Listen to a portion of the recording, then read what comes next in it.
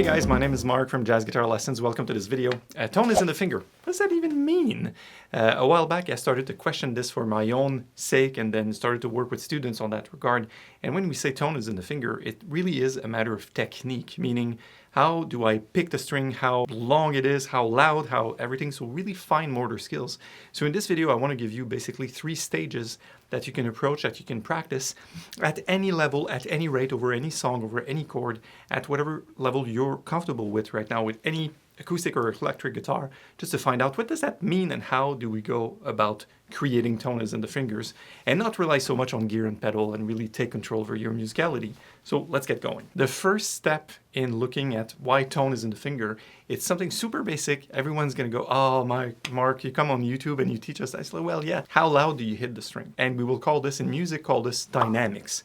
So if you looked at the classical music score, let's put some on the screen here, you have, it will say a P. So P means piano, means soft in Italian, right? Or forte, F-O-R-T-E. Forte means loud, fort in French as well. So one great thing you can do with your guitar that's super easy, it costs nothing, and you can do this watching Netflix, right? Is to pick a note or a string and to see what does it feel like to pick loud or soft. And meaning you can pick with your fingers or fingerstyle or thumb, doesn't really matter.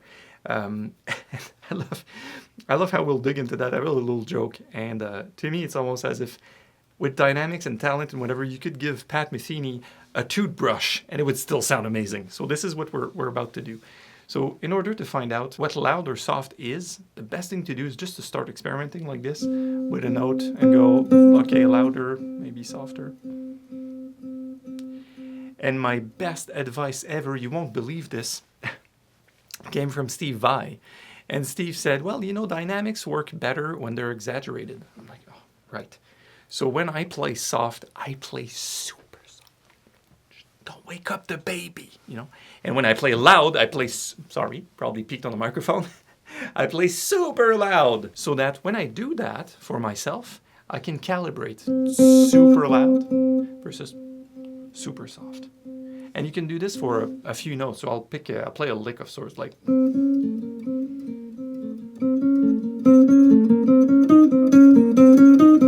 There's more. I don't want to pick louder because I don't want my levels to peak.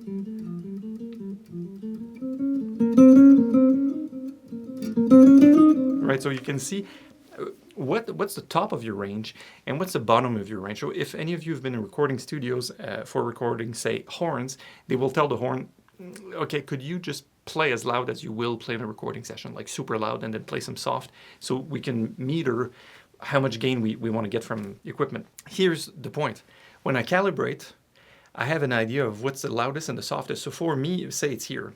For you, it might be here, or it might be that you can play even softer or even louder. You calibrate it so that you know where somewhere in the middle is, all right? So that's step one. It's just how hard do you hit the strings and what kind of attack you have, and you have control over that. That's the first step in going tone is in the fingers. Brief interlude here about gear. What I want to avoid doing in this video is talk about a volume pedal or a compressor or something like that. We go mechanically, biologically. What does my body produce as far as muscle, right? Well, what does it sound like? And the interlude for me is the gear. I have a pretty well-made and really expensive piece of axe right now. It's called a Strandberg.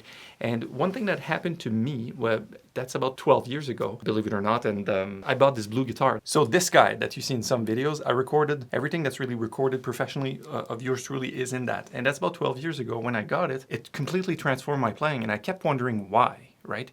And I realized that I already had my own guitar style, my jazz style, and I realized that this pickup, information below in the description, is a SH55 by Seymour Duncan. So it's a Set Lovers, the inventor of the humbucking system. And I realized that this axe, as compared to my other ones, could give me a lot more dynamic. So it means when I wanted to play soft, I could play to a whisper.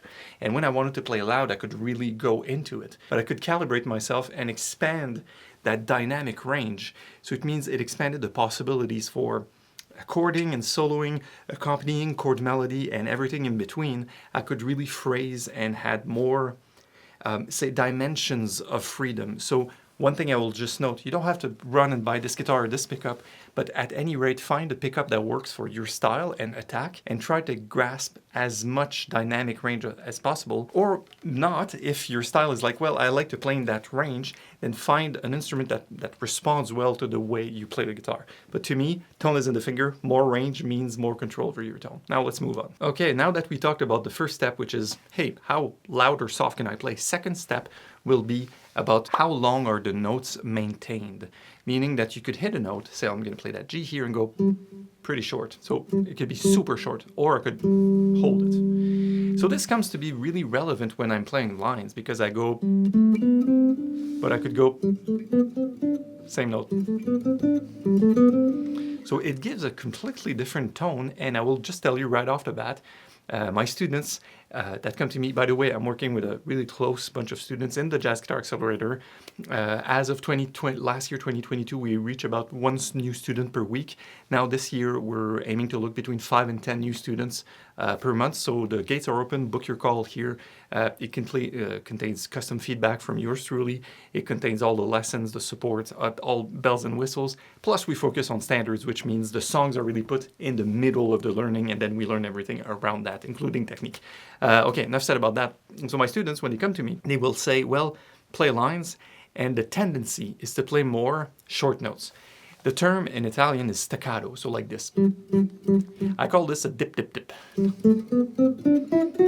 It's sort of a natural tendency because guitar by nature is very percussive. It's not a percussion, but you hit something, right? As opposed to say a wind where you blow air through it, so you get to sort of have your lungs involved in that sound. For staccato to happen on sax, you have the tongue, the note ta ta ta, right? So for us, it's easier to let it go because it's less muscle. So I tell all my students, well, your job from now on is just to play the complete opposite, like held notes, which we would call in Italian legato, if you will. You know, you could even play 2 strings and let these notes trail off each other. And that sound, that legato sound, a lot of rock player would mean, oh, you mean hammer-ons and pull-offs? Yes, well, yeah, that's one way to do legato. But also legato notes are so long that we can almost hear them stepping on each other's toe, even if it's not the case. Case in point, when I first heard Charlie Parker soloing, yeah, I'm going to betray my own age now, people. I've been playing guitar over 25 years, right? Even if I look young on camera. So, well, that said, I was young and I listened to Charlie Parker, and it went like, okay, it's playing these 8 notes, and it seems that each note is like trailing off each other, almost as if they're stepping on each other's toes, but the sax can only produce 1 tone at a time. So how does it happen? Well, it's because each note is held and not necessarily tongued on the saxophone, and there's a way to replicate that sound on guitar. So that's a big, big, big indicator of how tone is produced for you, is how long you hold each note, right? That's a no-brainer. So here's the hands-on thing. Pick anything you play and see how short or how long you can play, sustain a note, or chord. You know, it could be... Right.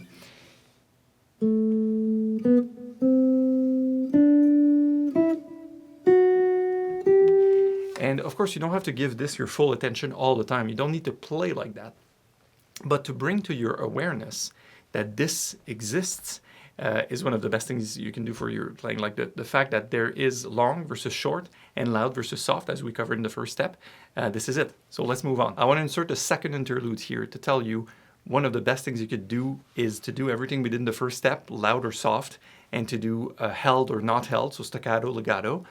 Do this over chords as well, as I just demonstrated. You pick a chord, and you can experiment with that. And since there's multiple notes in a chord, then you may elect to play different notes with these different, either long, short, or soft, or loud.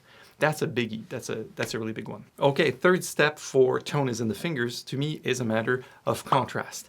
So it's going to involve working with everything we talked about so far. So it would be, what if I start a line or a scale really, really soft, build into it with density, so play louder and louder as I go. For instance, I'll play G major scale again. And what if somewhere in the middle I have 2 staccato notes, right? So it would be... So I ended loud, I started soft, and notes in the middle, there were 2 staccato notes. Wow.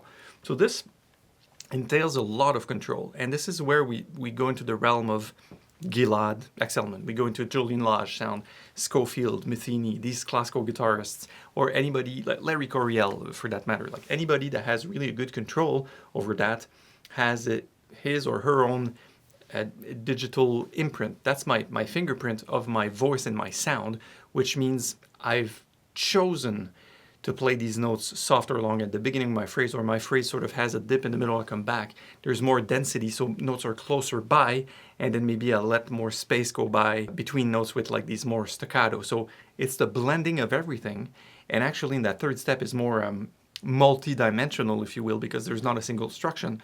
But I encourage you to do as I mentioned in the interlude, which is you can do that with chords. And if you want to build on chord melody, what I did for myself is to go, how much can I, oh yeah, let's do that. How much can I control the level of one note? So what's that song again? You Step Out of a Dream. You stepped out of a dream. So here's a perfect example of going, I have this note, and I'm picking everything, by the way. So that's my E. And see how far I can play that E note, and that's just a C major 7 to a D flat major 7. You stepped out of a dream. You can see that my effort is to play the chords at the bottom really soft, and also to have it staccato. So it means that this guy is holding a note. So first step, loud or soft. Well, it should be louder than the chord underneath it. And then staccato or legato, well, this note is held.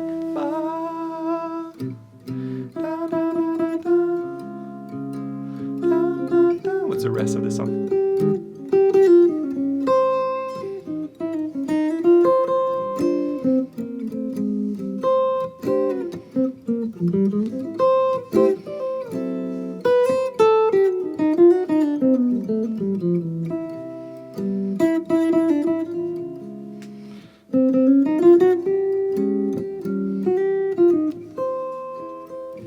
But I digress, sorry. So point being is, there's a lot of things that can go into that when you start to combine with chords. So you see there's phrasing, and there's the beauty in finding that it's about control rather than specific vocabulary. Meaning, you could take, for instance, all the words I've said in this video so far. I'm Francophone, you hear my accent, but you could transcribe those and make them be played back by Siri or a robot, and you wouldn't really get the message across, because a lot of the things I tell you is nonverbal. So words are there, but there's accent, there's inflection, there's stopping on a certain phrase to make a point, or there's all these subtleties of language that are developed through experience and through, say, doing YouTube videos. So it's the same with guitar. Beyond the notes, beyond the note choices and the scale degrees and the chords and the complex fingerings, there is that natural beauty, which is, hey, how did I choose to play that? Have Britney Spears sing Happy Birthday, or Sinatra, or Justin Timberlake, it's going to sound completely different. Same song, because it would have chose different ways to sing the same tune, right? So that's where the digital, I say that the fingerprint, your own unique voice can shine through. And it's a matter of technique. But as opposed to, say, rock and shredders will say, well, technique is about speed and accuracy. It is, but that's only a portion of technique. Good technique also comes in to expression. Can I play loud? Can I play soft? Can I play long notes? Can I play short notes? Then after that, it's a matter of combining all these different realities. And now let's end this video with a beautiful bright note. Okay, my interlude number 3. So funny video, I had 3 tips and 3 interludes. The third interlude would be a straight ahead tip. You can go with records, especially of guitarists. I said Julian Lage. If you like him or love him, just pick a record, pick a song, listen to it on repeat. And what I do is I would just find instances where, oh, look at that, he's holding a chord down for long. Oh, look at that, he just took a chord jab, and the chord jab was just a short thing. It was pretty soft. And then there was a held note on the top. Oh, interesting. Or the opposite, there's a super strong chord that's loud and it's held for effect. And I personally sit down with records and sort of take note, either written or just in my head, going, okay, that's what he's doing. And when I put my energies in noticing these things, it's almost as if it creeps in my playing sort of naturally, because I'm trying to emulate the sound myself. A lot of players develop the knowledge of the language, which is sharp 9, flat 9, this or that, scale degree, etc. And that's what's been spoken about in most universities and books, whatever, because this is the stuff that's teachable. It's easy to teach that language. It's almost as if we're teaching how the chess pieces move. It's like, oh, this is allowed, this does this does that. It's easy to analyze solos after the fact, right? But one thing that's seldom taught is that subtle, nuanced tone is in your fingers. My own personal approach to, in French, we say interprétation. How do you interpret the song? How do you perform it? How do you elect to play the melody? No two-person will play it the same way. And we see this in classical music as well. Same song, two different guitarists, all the notes are written out, but it sounds different because of choices that are made. So to me, that's a true test of tone is in the fingers, and that's what I like to do with players. You could do it on Spotify or Apple Music, and there's a jazz guitar list, and you put it on, and then it's like, oh, who's that? Oh, it's Scofield. Yeah. We played two notes. I'm like, yeah, of course it's Scofield. And then noticing, I will listen to Scofield and go, oh, shoot, like a part of this phrase I heard he was picking closer to the bridge, and the notes were shorter for effect. And then, right, that's another technique you might do for what kind of effect? Well, it will alter the tone fundamentally. However, it is my strong opinion that it comes down to these two main things we discussed in the video, which probably I made too long, but regardless, it's loud versus soft dynamics and how long the notes are held. On that note, I will let you go. Hope you've enjoyed this video. Please like and subscribe. There's plenty more on the channel here for songs, scales, arpeggios, some theory, and all sorts of approaches to jazz that, I think I'm the no-nonsense guy on YouTube, the guy with the blue shirt and the French accent. So go ahead, look at that. Also the website itself, the blog, which is, wow, it's 14 years old now, this website. Almost, it's in his teenage rebellion. So it's jazzguitarlessons.net/blog, and I call it jazzguitarlessons.net. Improve your jazz guitar playing with a real teacher. I will see you soon on the channel, and don't forget to hit that subscribe button. Talk to you soon. Bye.